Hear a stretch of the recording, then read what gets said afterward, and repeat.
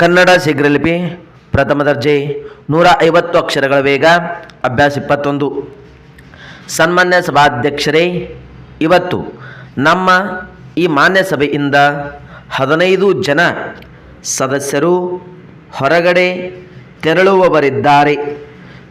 ನಮ್ಮಲ್ಲಿ ಬೆಳೆದು ಬಂದಿರತಕ್ಕ ಪರಸ್ಪರ ಪ್ರೀತಿ ವಿಶ್ವಾಸಗಳನ್ನು ನೆನೆದು ಅವರು ನಮ್ಮನ್ನು ಮತ್ತು ಈ ಸದನವನ್ನು ಬಿಟ್ಟು ಹೊರಗಡೆ ಹೋಗುತ್ತಿದ್ದಾರೆ ಎಂದರೆ ಬಹಳ ದುಃಖವಾಗುತ್ತಿದೆ.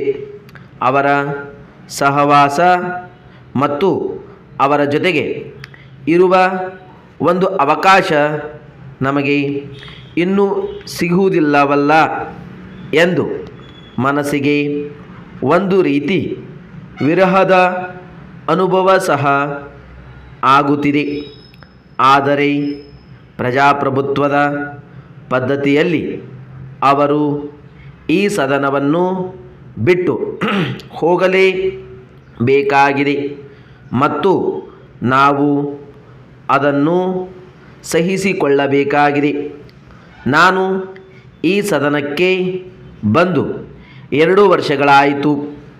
ಈ 2 ವರ್ಷಗಳಲ್ಲಿ ನಿಜವಾಗಿಯೂ ನನಗೆ ಬಹಳ ಆನಂದ ಆಗತಕ್ಕ ಅನುಭವ ಆಗಿದೆ. ಈ ಸದನಕ್ಕೆ ಬರುವುದಕ್ಕೆ ಮುಂಚೆ ನಾನು ಈ ಸದನದ ಬಗ್ಗೆ ಮತ್ತು ಆಡಳಿತ ಪಕ್ಷ ವಿರೋಧ ಪಕ್ಷಗಳ ಬಗ್ಗೆ ಏನೋ ರೀತಿಯಲ್ಲಿ ತಿಳಿದುಕೊಂಡಿದ್ದೆ. ತಮ್ಮ ಪಕ್ಷಗಳ ರೀತಿ ನೀತಿಗಳ ಅನುಸಾರವಾಗಿ ತಮ್ಮ ವಾದವನ್ನು ಮಂಡನೆ ಮಾಡುವಾಗ ಅಥವಾ ತಮ್ಮ ಧೋರಣೆಗಳನ್ನು ಮಂಡಿಸುವಾಗ ಆಡಳಿತ ಪಕ್ಷದೊಡನೆ ಘರ್ಷಣೆ ಉಂಟಾಗುವುದು ಸ್ವಾಭಾವಿಕ.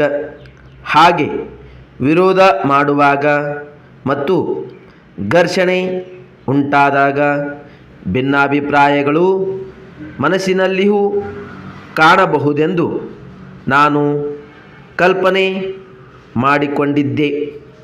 ಮಾನ್ಯರೇ, ಕರ್ನಾಟಕದಲ್ಲಿ ಕುರುಬರು ಎಂಬ ವಿಷಯವನ್ನು ಕುರಿತು ಪುಸ್ತಕ ಸಿದ್ಧಪಡಿಸುತ್ತಿದ್ದೇನೆ. ಕರ್ನಾಟಕದ ಯಾವುದೇ ತಾಲೂಕು ಅಥವಾ ಜಿಲ್ಲೆಯಲ್ಲಿನ ಕುರುಬರು ತಮ್ಮದೇ ಆದ ಆಚಾರ ವಿಚಾರ ಸಂಪ್ರದಾಯ ಪದ್ಧತಿಗಳಿಗೆ ಸಂಬಂಧಿಸಿದಂತೆ ಕರ್ನಾಟಕದಲ್ಲಿನ ಇತರೆ ಯಾವುದೇ ತಾಲೂಕಿನಲ್ಲಿ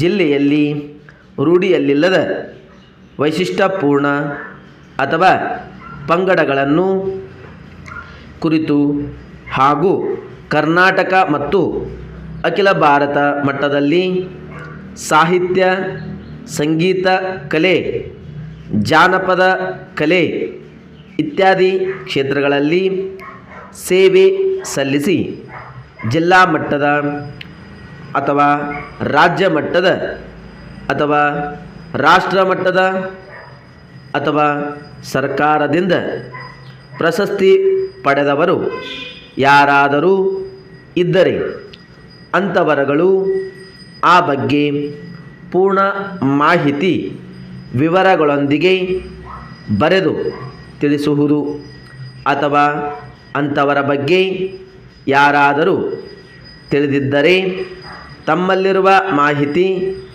ಆದಷ್ಟು ಬೇಗ ಕಳುಹಿಸಿಕೊಡುವುದು. ವಂದನೆಗಳೊಡನೆ ತಮ್ಮ ವಿಶ್ವಾಸಿ.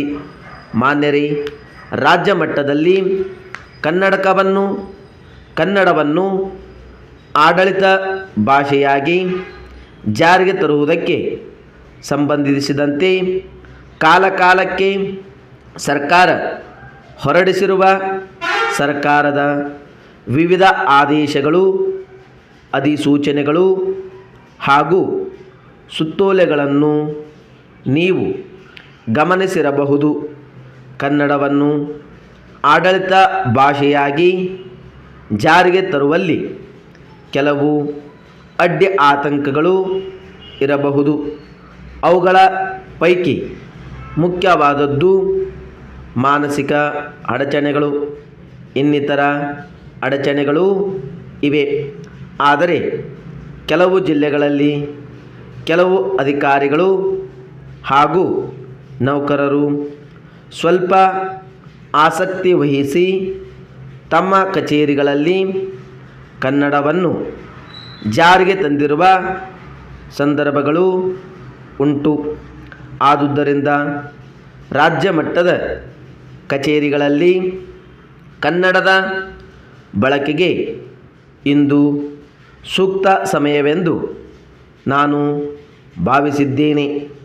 ಮುಂದಿನ ಕನ್ನಡ ರಾಜ್ಯೋತ್ಸವ ದಿನಕ್ಕೆ ಮುಂದೆ ಈ ಕಾರ್ಯಕ್ರಮದಲ್ಲಿ ತಾವು ಗಮನಾರ್ಹ ಪ್ರಗತಿ ಸಾಧಿಸಬೇಕೆಂದು ನನ್ನ ಅಪೇಕ್ಷೆ.